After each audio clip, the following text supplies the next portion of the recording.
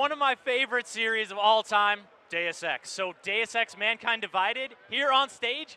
Yes, please, joining me now, Jean-Francois Dugas from Eidos. Jean-Francois, we are here to talk about the future, talk about augmentations, and I'm just real excited to have you, man. How are you doing? Great, thank you. I'm doing very well. On stage at the Square Enix show, of course, early this morning. Yeah. You guys showing the things off to the world. And you got a demo to show that we're going to jump into here in a minute. But let's lay the stage for Mankind Divided. You know, Human Revolution ended with some pretty dramatic events perpetrated by Adam Jensen. Took a shot at the shadowy organizations, but so there's one thing I know about shadowy organizations, they don't go away so easily.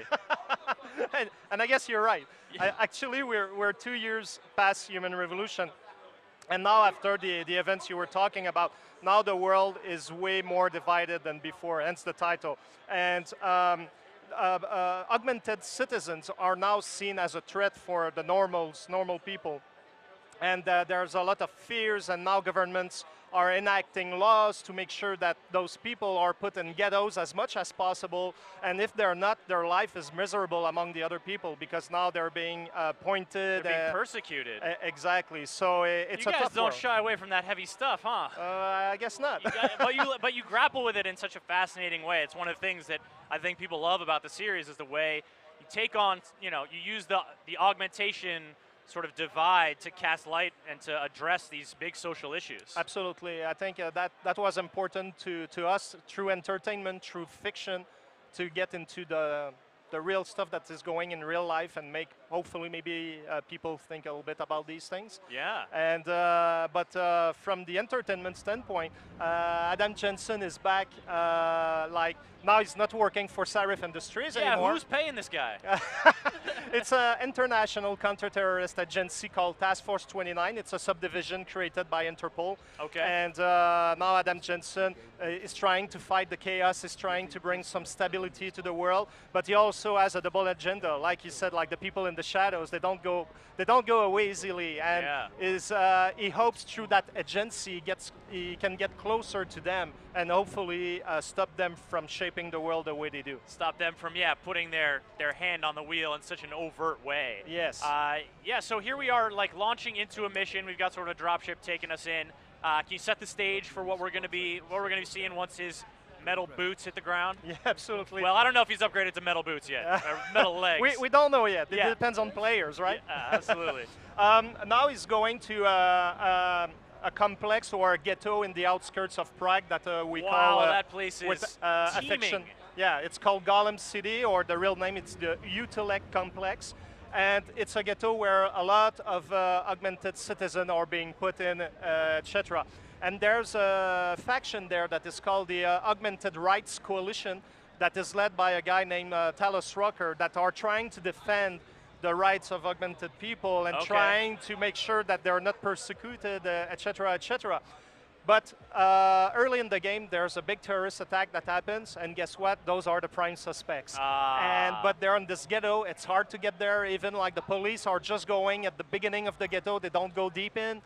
And you have to go and blend in and try to find a way to get to the guy and confront him and see if those people were behind the attacks. Now, we're going to talk about infiltration in a sec, but yeah. One of the things that I think is wonderful and sort of plays to that conspiracy about Deus Ex is the way that, okay, there was a terrorist attack and these activists were blamed for it, but if they are, sort of activists for augmented rights, maybe someone's setting them up to smear them. And then also, if they're activists for augmented rights, you're an augmented dude. Like, they're going to make their play on your loyalty and your identity. Yeah. And so, sort of I think that's one of the fascinating things you guys get into. Absolutely, and one of the things we say is that Adam Jensen, when he's in the normal world, let's say he's in the streets of Prague, or when he goes into this ghetto, we call him, he's a stranger in a strange land for different reasons. Because when he go into the ghetto, people have problems, it's more dirty, sickness, shortage of the drugs they need for the augmentation. Yeah, they don't have top-of-the-line slick new augs like this dude. Exactly. So when they see that guy, like, you're not part of us,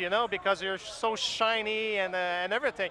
And when he's in Prague, actually, like, he's an augmented citizen. It's Yeah. like, oh, you don't belong here. Go back in your ghetto, kind of thing. So no matter where Jensen goes, he's an not the welcome. outsider, Exactly. yeah. But that also gives him, a unique perspective and gives you guys a unique perspective to work from. Now we're looking at some stealthy infiltration here. Absolutely, like it's one of the things that so far in our communication we showed a lot of the combat-oriented sequences and everything. And today with you guys, we wanted to show that stealth is still like alive, and you can do the same map or the same demo as we have behind closed door, but in a totally stealthy fashion. You can just go sneak around, use your cloaking, use your smart vision, and now smart vision has been updated with, you can know what the enemies have, like what kind of guns they have, do they have like kind of, we call pocket secretaries with codes or things like that, so you can have more information on the characters to decide if you're going to go take down the guy or not, or That's kind of a nice touch because, I definitely remember sort of, all right, I got to like non-lethal take down my way through all these dudes till I find the key card, or find the code, That's it. find the right dude. So I think just sort of giving players more tools to do that kind of scouting, to do that kind of stealthy approach. And of course, again, you guys are enabling a full stealth playthrough. Absolutely, from start to finish, no exception. No exception. Very cool. Yeah.